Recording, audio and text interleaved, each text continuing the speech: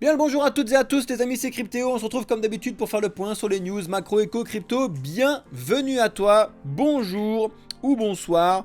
J'espère que tu fais partie des gens qui prennent 2 secondes au début des vidéos, peu importe qui regarde, à mettre un petit like, ça fait extrêmement plaisir, ça soutient beaucoup le projet Blockchain Capital. Je m'appelle Cryptéo, je suis ingénieur en finance et analyste financier depuis plus de 6 ans dans l'écosystème crypto et on a monté le projet Blockchain Capital pour t'accompagner dans l'écosystème crypto, dans la finance et dans l'investissement. Donc je t'invite à t'abonner, à liker et à commenter la vidéo. Jingle, on est parti.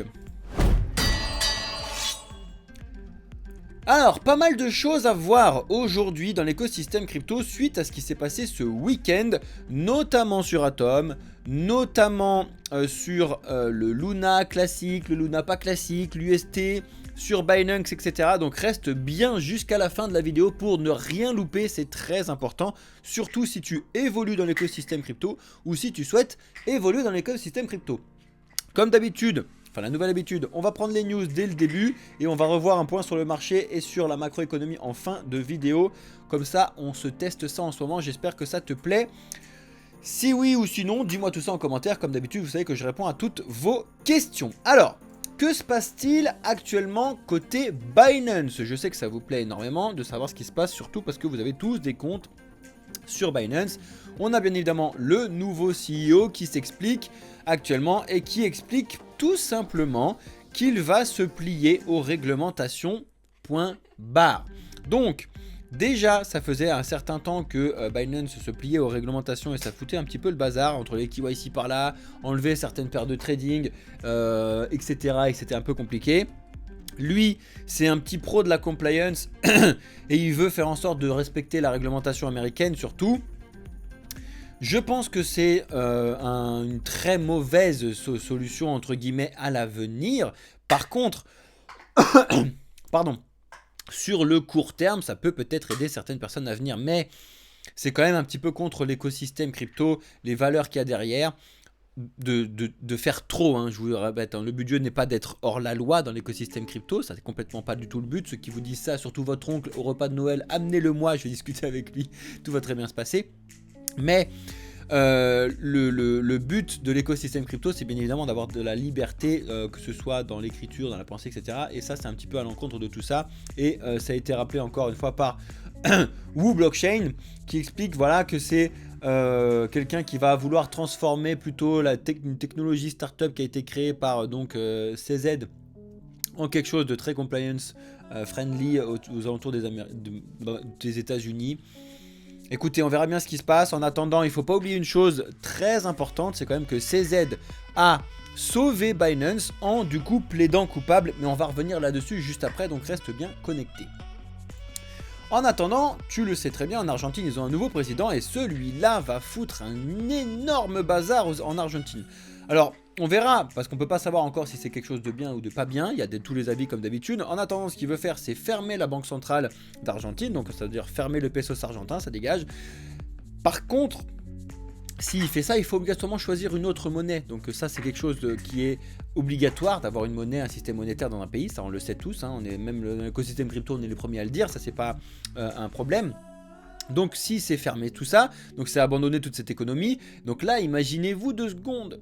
C'est-à-dire que imaginez, vous avez travaillé toute votre vie à mettre énormément de l'argent de votre pays sous le matelas pour vous dire voilà, je gagnerai ça pour mes enfants ou c'est pour ma retraite, etc. Bah, du jour au lendemain, ça dégage, ça vaut plus rien, ça dégage. C'est quand même assez grave, bref, et il est plutôt en train de se diriger vers les États-Unis et le dollar, donc l'USD. Alors qu'on était plutôt en train d'essayer d'attendre sur du Bitcoin, ce genre de choses, mais c'est pas si simple. Écoutez, on va voir, on va suivre tout ça de très près. Il y a quand même certaines potentielles dingueries qui peuvent sortir, donc on va suivre tout ça. Si vous entendez des bruits un petit peu foufou derrière, c'est parce qu'il y a Saya, la mascotte de la chaîne, qui fout le bazar. Sinon tout va bien. Pour rester justement sur le terme de banque centrale, l'euro numérique, vous savez qu'il arrive hein, pour nous, vous et nous. Moi, je ne l'utiliserai pas, hein, je vous le dis d'avance. Mais bon, après, vous faites ce que vous voulez comme d'habitude. En attendant, le pire, ce qui me fait vachement rire, c'est que ils vont déjà devoir faire une phase de test de plus de 2 ans avant de pouvoir parler de quelque chose de sérieux. Donc, on a encore un peu de temps. Hein. On parle plutôt donc 2025, fin de test, 2026. Bilan 2027, adoption. On a encore le temps, d'accord? Mais même, ils expliquent qu'on ne pourra pas en posséder beaucoup. Ils expliquent entre 500 et 3000 euros. Alors, vu qu'ils veulent enlever le cash complètement en euros, ça voudrait dire qu'ils veulent vraiment baquer tout le monde avec à avoir entre 500 et 3000 euros sur son compte. C'est un petit peu bizarre quand même en termes de gestion monétaire. Mais ultra centralisé. Écoutez, on va suivre ça de très près. Moi, quand j'ai vu ça, je me suis dit d'accord, très bien. Déjà que c'est vraiment catastrophique. C'est vraiment encore plus catastrophique que ce que je pensais. Je pensais pas qu'on pouvait faire pire, mais en fait, on peut faire pire apparemment. C'est assez drôle. Donc, ça confirme comme d'habitude que moi, personnellement, la partie centralisée bancaire qu'on a, donc des banques centrales, ne me plaît pas. Mais bon, il en faut pour tout le monde. Voilà une des premières news que tu attends et que tu attends de pied ferme par rapport à ce qui se passe. Vous êtes beaucoup à nous avoir posé la question dans la communauté aujourd'hui, que ce soit sur Discord ou dans les commentaires, etc. Donc on va commencer à y répondre maintenant parce que c'est que le début. Premièrement, première chose, on a eu sur l'affaire donc du Terra, donc de la fondation Terra, et donc de l'écosystème Terra, comprenant l'ancien Luna qui est devenu le Luna classique, donc le LUNC, qui était adossé avec son stablecoin à l'époque, l'UST, qui a été rebaptisé USTC, d'accord? Donc ça, c'était l'ancien, qui est toujours présent, c'est-à-dire que c'est une blockchain qui s'est divisée, mais toujours présent. Et on a encore, à côté de ça, le nouveau Luna. Peu importe l'un de ces trois actifs, je vous l'ai mis d'ailleurs aujourd'hui sur notre X. Si jamais vous n'êtes pas encore abonné, je vous invite à venir voir un petit peu ce qu'on vous poste, mais vous le regardez directement. Je vais vous zoomer dessus, sinon vous n'allez rien voir. Je vous ai posté que j'avais effectivement tout vu, mais ça c'était un truc d'aujourd'hui et j'ai bien fait de le faire à ce moment là parce qu'après ils sont redescendus dans le classement et du coup on le voyait plus. Mais si vous voyez aujourd'hui, on est dans une belle grosse journée rouge sur l'écosystème crypto et on a le Luna, donc que je viens de vous dire, le Luna classique et le STC qui ont complètement pumpé, notamment grâce ou à cause à cette partie qui approuve du coup l'extradition de Do Kwon, donc qui était l'ancien PDG de la fondation Terra Luna. Saya, si tu pouvais faire un peu moins de bruit, ce serait bien. Avec ta corne de buffle là. Stop. C'est bien, merci. Bref. Donc ça c'était une première chose, mais ça ne suffit pas normalement pour justement lancer autant d'engouement là-dessus. Je vais vous montrer les volumes tout à l'heure, vous allez halluciner, c'est-à-dire que les volumes sont quasiment 3 fois supérieurs à la market cap totale sur l'USTC, c'est énorme, c'est-à-dire qu'il y a énormément de changements et de mouvements là-dessus, et c'est justement grâce ou à cause à cette news là qui nous a été partagée par Wu Blockchain et que je vous ai également partagé sur notre X, mais ça a été annoncé ce week-end pour prise aujourd'hui, donc le lundi 27 novembre 2023. Effectivement, Binance Futures, alors vous le voyez pas forcément parce qu'en France, on le sait très bien que les futurs, ils ont été retirés, etc. Mais Binance Futures lance le USTC USDT en contrat perpétuel avec un effet de levier jusqu'à x50. C'est-à-dire que vous pouvez trader sur Binance Futures USTC face à l'USDT, ce qui est une aberration totale, hein, parce que c'est censé être des stablecoins. Donc on est arrivé au stade où on trade du stablecoin. C'est assez grave pour vous montrer à quel point quand on met de la finance centralisée dans un système décentralisé, on peut faire quand même plus ou moins n'importe quoi. Et c'est pas très sain sur ce qui se passe de ce côté-là. Je voulais rebondir et je l'ai fermé tout à l'heure, donc dommage. Mais je voulais vous le remontrer. Hop, juste pour revenir dessus. Quand on va sur CoinMarketCap, juste pour vous donner une idée, et que vous allez, bien évidemment, c'est pas sur cette partie-là, je le verrai pas sur cette partie-là, tant pis. Mais quand on regarde les volumes et qu'on trade sur les volumes sur 24 heures, là ça marche pas bien parce que du coup il n'a pas encore eu le temps, encore que il arrive directement. Mais on voit plus de 4 milliards de volumes sur 7 jours, sachant qu'en fait il y en a eu plus de 1,5 milliard en une journée, en 24 heures. C'est énormissime sur le Terra classique, Luna classique, mais après sur les STC c'est encore pire. C'est incroyable la façon de trader qui s'est passée actuellement. Et normalement vous ne l'avez pas forcément vu venir, donc c'est beaucoup plus des institutionnels que des gens comme vous et moi. Mais bon bref, énorme sujet, le Luna classique, le Terra Luna nouveau et l'USTC, pas mal de choses, hein. C'est un peu embrouillant pour l'esprit je sais, mais c'est normal que c'est ce qui se passe actuellement. Ça, je vous le montre, vous allez pouvoir le regarder si ça vous intéresse. C'est comme ça, de temps en temps, je vous envoie des petits tips. Est-ce que vous avez envie de tester Coinstat Wallet? L'idée en fait de ce type de projet-là, c'est parce que c'est un petit peu pour les hardcore comme moi qui sont à faire de la finance décentralisée, des NFT, du minage et qui ont des wallets un petit peu de partout. Et donc en fait on ne sait plus réellement où sont nos fonds, combien on a, etc. D'avoir une visualisation centralisée de nos comptes, ça peut être pas mal. Attention, ne pas confondre visualisation centralisée avec centralisation, mais ça peut être intéressant à regarder. Encore une fois, faut faire très attention quand on signe ce type de contrat, que ce soit bien uniquement en lecture, pas en écriture, etc. Parce que sinon, ça peut avoir des failles sur vos wallets. Personnellement, je passe beaucoup de temps à faire des recherches, etc.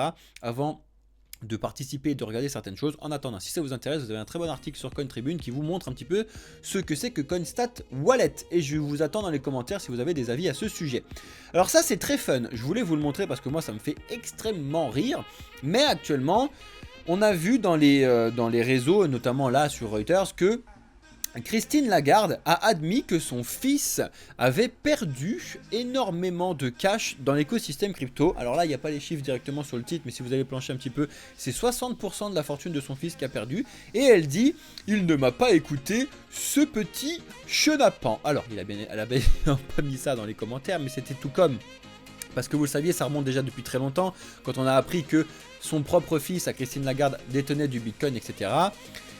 Moi, ça me fait doucement rire parce que je pense que son fils, dans l'écosystème crypto, il est tout simplement dedans, il a gardé ses fonds et que d'ici un an, donc en 2024-2025, ces fonds vont être multipliés par 10, par 50. Je pense pas qu'il y aura un nouvel article de Christine Lagarde en disant « Eh ben, il a bien fait de pas m'écouter », d'accord ?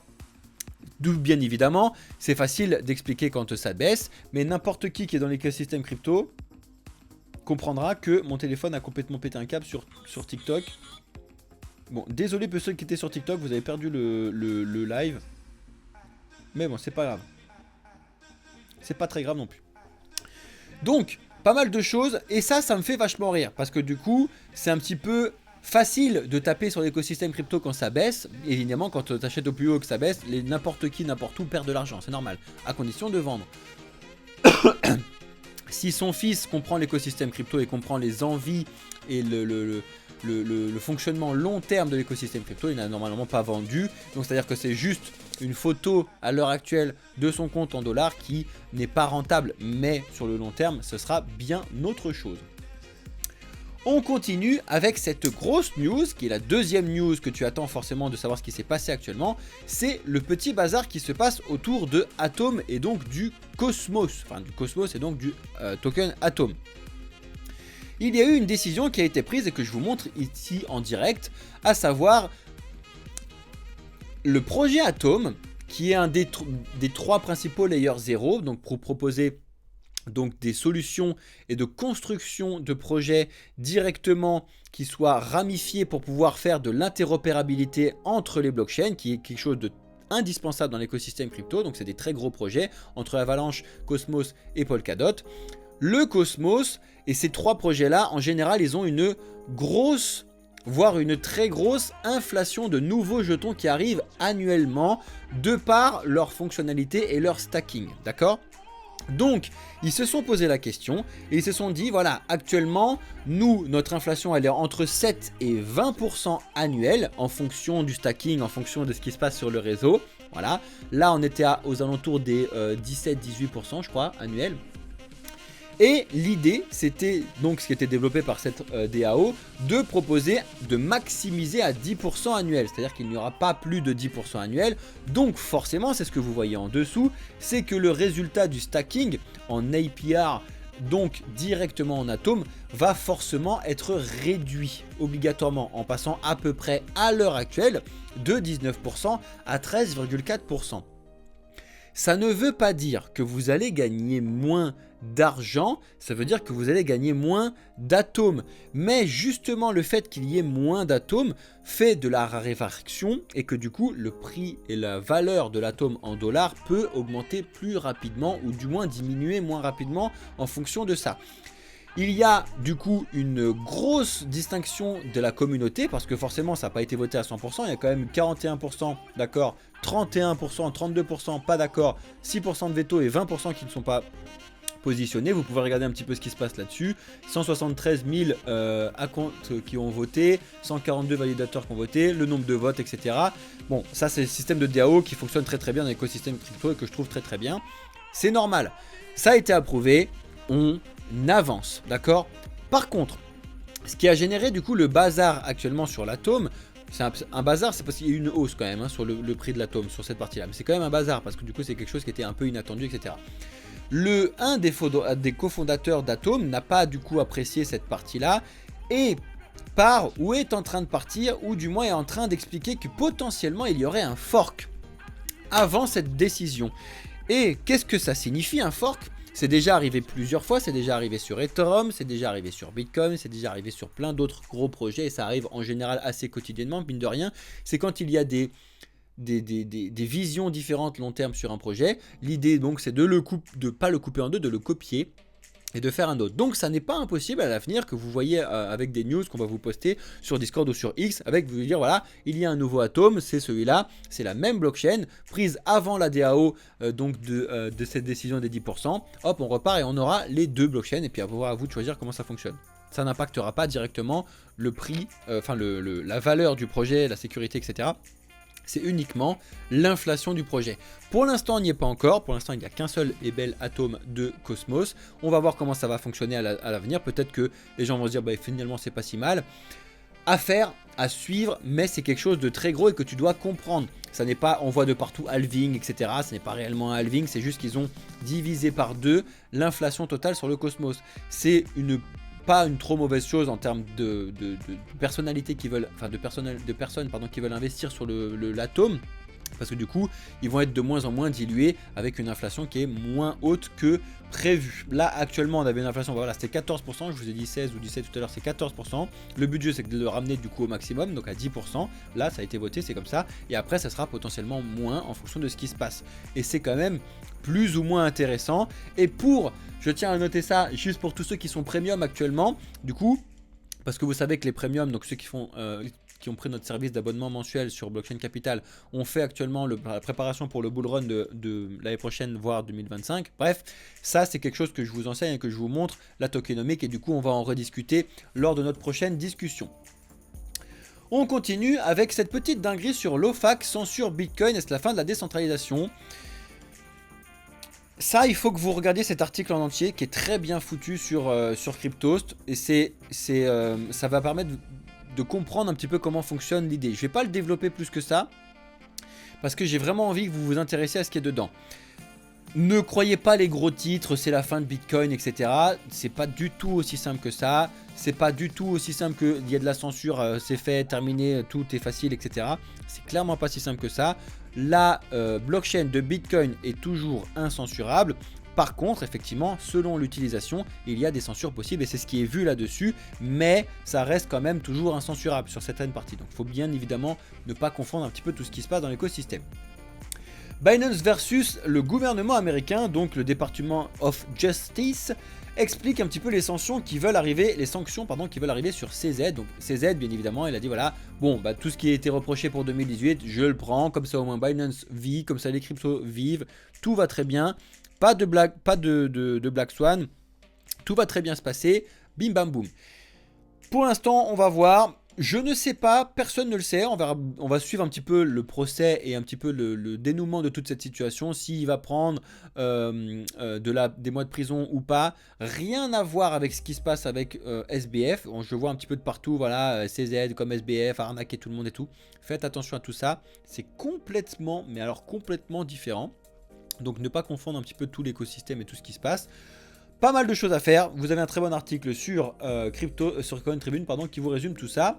On continue avec Arthur Hayes, que si vous ne connaissez pas, c'est quelqu'un assez suivi sur X, qui est un des cofondateurs de BitMEX, bref, qui explique qu'il va y avoir une crise de liquidité, que le dollar baisse et que Bitcoin devrait monter.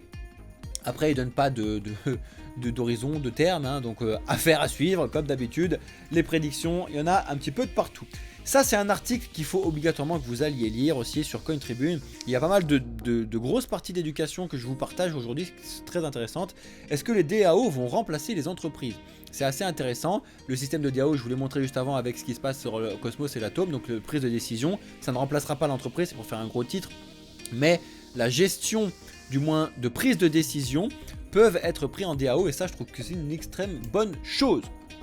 On continue avec des crises de liquidité au sein de Binance. Effectivement, il y a énormément de retraits de Binance parce que les gens prennent peur et retirent leur argent de Binance pensant que c'est la fin de Binance. Ça n'est pas la fin de Binance, je vous l'ai déjà dit plusieurs fois. À l'inverse de ce qui s'est passé avec FTX, Binance n'a pas fait les mêmes bêtises. Donc, si vous retirez votre argent de Binance parce qu'il était là sur le long terme, vous auriez déjà dû le faire depuis très longtemps, donc pas besoin d'attendre des nouvelles comme ça pour le faire, ça c'est clair. Par contre, si vous le retirez là-dessus, c'est un petit peu dommage parce que ça veut dire que vous avez loupé certaines informations dans l'éducation qui est très importante. Donc je vous invite vraiment à regarder un petit peu ce qu'on vous propose. On continue L2Bit. Si jamais vous avez envie d'avoir des informations sur comment fonctionnent les Layer 2, je vous invite à regarder cet article sur CoinTribune, j'ai tout fait faire, sur Journal du Coin, qui vous explique un petit peu la solution L2Bit. Si jamais ça vous intéresse. Comme d'habitude, le budget c'est pas que je vous lise les news, hein, sinon ça sert à rien. Regardez un petit peu ce qui se passe là-dedans. Mon ordi est complètement en train de bugger.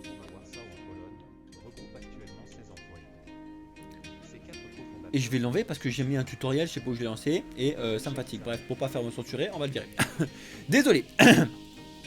On continue avec une potentielle, il y a quand même pas mal de potentielles crises sur cette vidéo, je suis désolé. Potentielle crise au sujet de Lightning. Un ancien développeur explique qu'il est parti du réseau de développement de Lightning Network pour se concentrer sur Bitcoin depuis octobre, en expliquant qu'il y avait potentiellement des failles sur ce qui se passe sur le Lightning, qu'il fallait faire attention parce qu'actuellement certains développeurs de Lightning Network sont payés par certains venture capital, donc des projets de levée de fonds. Et que du coup c'est un petit peu malsain quand on comprend un petit peu l'écosystème crypto, qu'il fallait se recentrer sur le développement technologique et pas sur la thune. En tout cas voilà. Est-ce que c'est très alarmant ou pas? Je vous invite à faire votre propre avis là-dessus. Moi personnellement ça ne me fait pas extrêmement peur. Je regarde bien évidemment tout ce qui se passe à ce sujet-là. Il y a potentiellement des failles dans les canaux de paiement, c'est ce qui est expliqué là-dessus. Il faut regarder. Le réseau Lightning est un réseau de sous-couches des projets de Bitcoin pour pouvoir améliorer la scalabilité. Très important à surveiller. En attendant... Regardez un petit peu tout ce qui se passe, surtout sur les projets qui ont déjà été des copies de Bitcoin en améliorant la scalabilité. Je pense notamment au LTC de Litecoin, au Bitcoin Cash, etc. On continue avec Charles Hoskinson. Donc si vous ne le connaissez pas, c'est un des cofondateurs d'Ethereum qui est parti et qui a fondé du coup le Cardano avec l'ADA du coup, qui fait des critiques sur le stacking et le plan de stacking d'Ether. Bien évidemment, c'est logique pour lui de faire des critiques sur son concurrent direct, entre guillemets, alors que c'est pas des sociétés, mais bon bref, et d'expliquer un petit peu ce qui se passe côté ADA. C'est toujours intéressant de regarder, pas plus de 2 minutes pour le lire, vous l'avez vu. C'est assez intéressant de comprendre un petit peu comment fonctionne l'écosystème crypto et comment fonctionnent les concurrents directs des plus gros, à savoir ici Ether.